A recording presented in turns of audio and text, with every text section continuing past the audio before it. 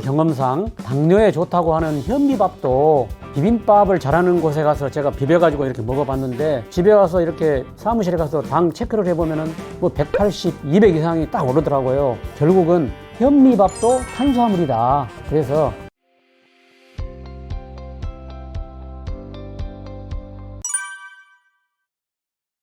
대부분의 당뇨인들이 몸보다는 입이 즐거운 음식을 찾는 데서 문제가 생기고요. 양만으로 해결하려는 그런 생각을 갖고 계시는 분들이 많아서 안타깝게 생각합니다. 그리고 또 특히 요새는 맛있는 음식이 많이 나오잖아요. 식품 대기업들이 당 중독을 유발하는 음식들을 많이 만들어내요. 중독을 뿌리치지 못하는 경우가 많고요. 두 번째는 당을 흡수하는 근육을 키워야 하는데 많은 의사 선생님들께서 많이 걸어라 하시거든요. 사실은 너무 많이 걸으면 문제가 생겨요. 근육이 에너지원으로 쓰일 뿐만 아니라 관절에 무리가 생기거든요. 사실은 이제 오래되면은 걷지를 못해요. 그래서 적당히 걸으시고 하루에 한 6, 7,000보만 걸으면 충분하다고 생각합니다. 근력 운동에 좀 중점을 둬야 될 것 같아요. 특히 좀 배가 이렇게 나오신 우리 헬스장 회원님들도 보면은 근육이 많은 분들은 당뇨에 안 걸립니다. 근데 당뇨에 걸리는 분들은 근육이 적은 분들이거든요. 그래서 근육을 만드는데 하여튼 최선의 노력을 다해 주십사는 말씀을 드립니다. 단맛이 나는 음식, 설탕, 또 뭐 무가당 주스 같은 거, 이런 거는 사실은 우리 건강에는 백해무익입니다. 오히려 당 중독만 유발시키고요.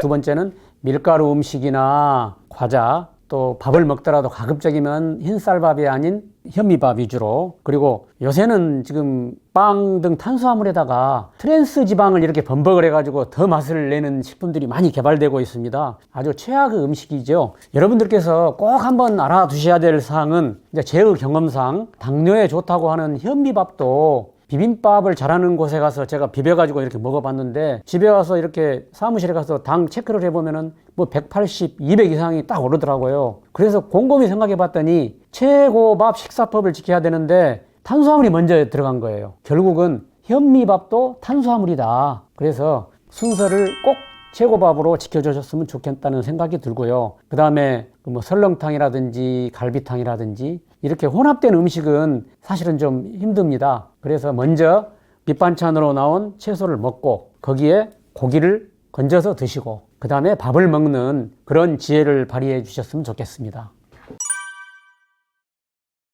우리 당뇨인들은 특히 혈당을 급격히 올리는 것이 가장 문제거든요. 그래서 채소는 혈당 지수가 한 15에서 30, 그 다음에 고기 등 단백질은 30에서 한 60, 그리고 탄수화물은 70에서 한 90 이상 이렇게 되거든요. 당뇨를 위해서는 당 지수가 낮은 음식을 반드시 먼저 먹어야 되고요. 그건 뭐 당연한 건데요. 예를 들어서 채소 샐러드에도 요즘에는 소스가 단맛을 풍기는 뭐 그런 소스들이 많이 나와요. 그래서 저는 식당에 가면은 소스 치지 말고 별도로 담아 주십시오 해가지고 가지고 오면은 이거 무엇으로 만든 겁니까 해가지고 마음에 안 들면 그냥 안 먹고 채소만 먹고 있습니다. 그리고 또 고기에도 요새는 단 성분을 재가지고 달달한 맛이 나오는 고기들이 있거든요. 그래서 식당을 고르거나 음식을 이렇게 먹을 때 상당히 좀 꼼꼼히 챙길 필요가 있다. 그리고 아까 제가 말씀드렸다시피 현미밥을 먹더라도 당뇨에 걸리신 분들은 일시에 많은 양을 절대 먹어서는 안 된다 하는 것을 말씀드립니다.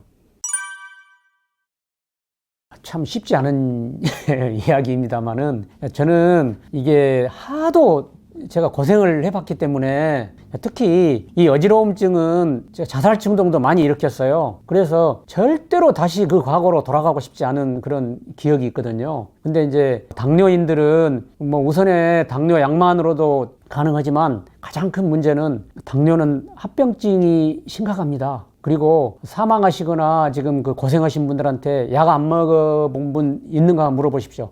다 그분들도 의사 선생님이 권장하는 약을 먹고도 그렇게 불가피하게 합병증에 걸렸고 또 사망에 이른 분들이거든요. 그분들을 생각하면 나도 저렇게 될 수 있겠구나 하는 위기의식을 느끼면서 이 음식을 골라서 드셔야 된다, 이런 말씀을 드립니다. 저도 엄청 조심하고 있습니다. 저는 과일은 채소 다음에 단백질을 먹기 전에 과일을 조금씩 먹습니다. 뭐 예를 들어서 사과 4분의 1개, 배 4분의 1개 뭐 이런 식으로 먹고 있는데요. 특히 당도가 아주 높은 단감이라든지 뭐 홍시라든지 수박이라든지 이런 거는 상당히 절제를 하고 있고요. 만일에 이거 도저히 안 먹고는 못 빼기겠다 했을 때는 그거 먹고 바로 나가서 걷기 운동을 합니다. 예를 들어서 사과, 뭐 무화과 그렇게 달지 않는 과일이죠. 사과 중에서도 홍옥과 부사가 있는데 홍옥이 좀 달콤 새콤하기 때문에 홍옥이 좋습니다만 홍옥 구하기가 좀 쉽지가 않더라고요. 그래서 뭐 적당히 조금씩 먹으시면 될 것 같습니다. 뭐 귤도 조금 이렇게 하나씩 정도만 먹고요. 근데 이제 운동은 정해진 건 아니고요. 처음 초보로 하신 분들은 30분 하기도 상당히 좀 힘들 때도 있고요. 뭐 저 같은 경우는 한 2시간을 해도 지금 충분히 제가 할 수 있거든요. 그래서 주 3회. 그리고 제가 피트니스를 운영하면서 봤더니 주 3회라는 것이 참 힘들더라고요. 왜냐면은 오늘 하루 운동하다가 내일 쉬고 그러지 말고 날마다 단 30분이라도 꼭 운동하는 습관을 길러야 되겠어요. 그래서 보통 습관을 들이는 데는 한 3개월 정도 필요합니다. 그래서 그때는 정말로 외부와의 약속도 줄이고 꼭 그 습관을 들이는데 노력을 해야 되겠고요. 특히 많은 직장인들이나 그런 분들은 새벽 운동을 저는 권장하고 있습니다. 제가 피트니스를 운영할 때 보통 피트니스들이 뭐 지금은 24시간 운영하는 데도 있지만 6시간 넘어야 아침 시간에 오픈을 하는데 저는 제가 시청에 공무원으로 근무하면서 많이 느꼈기 때문에 5시 20분이면 저는 문을 열어서 직장인들이 와서 운동할 수 있도록 배려하고 있습니다. 아니요, 이게 저가 당뇨를 끊은 그는 운동하고 밥 먹고 당 체크하고 제가 혈당계를 3개를 구입해서 집에 차에 사무실에 비치를 했어요. 뭐 예를 들어서 아침에 일찍 일어나면 공복 혈당, 그 다음에 저는 아침 식사를 헬스장에서 아침 운동하고 먹었거든요. 또 체크하고 또 출장을 갈 경우에는 또 안 되기 때문에 또 체크하고 이렇게 해서 어떤 음식이 나에게 혈당을 올리는지 이런 걸 해봤는데 대부분 이제 제가 우리 회원들을 지도하면서 보면은 저한테만 특별히 맞는 게 아니고 대부분이 이렇게 지키면은 가능하더라고요. 그래서 이렇게 이제 혈당을 체크하면서 이런 음식은 안 되겠구나, 저런 음식은 안 되겠구나 해서 이렇게 해서 저는 한 2년 동안 꾸준히 하루에 한 10번 정도 이 체크를 해서 제 몸을 실험실 삼아서 이렇게 해가지고 끊었는데 만일의 경우에 멘토가 있어가지고 이 방법을 제대로 가르쳐 준다면 한 6개월이면 나는 당뇨약을 끊을 수 있지 않겠냐, 저는 이런 생각을 갖고 있고요. 못 끊더라도 약 복용량을 줄일 수 있다는 확신을 갖고 있습니다. 쉽게 이야기하면 단 음식들이죠. 그러니까 이게 당뇨 극복과 비만과는 거의 같아요. 뭐 예를 들어서 오늘 똑같은 음식을 놔뒀다고 치더라도 어떤 음식을 순서대로 먹냐, 이거에 따라서 당 수치가 높아지면 이게 비만이 되는 거거든요. 그래서 제일 먼저 밥을 먹었다 그러면은 당 수치가 탁 올라가잖아요. 근데 움직이지 않으면 이게 지방으로 전환되잖아요. 그래서 지방으로 쌓이지만 최고밥 식사법 순서를 지킨다면 당 수치가 오르지 않고 이것이 오랫동안 지속이 되기 때문에 비만의 염려가 없어지는 거죠. 그래서 당뇨를 극복하는 거는 비만을 예방하는 것과 똑같다. 그러니까 똑같은 음식을 두고 먹었다고 치더라도 최고밥 식사법을 지키면 혈당이 오르지 않기 때문에 당뇨를 극복하는 방법이기도 하지만 비만을 예방하는 방법이기도 합니다. 왜냐하면 혈당이 급속히, 예를 들어 탄수화물을 먹었을 때 혈당이 탁 오른다 그러면은 잉여 에너지가 지방으로 저장되기 때문에 이게 비만의 원인이 되는 거거든요.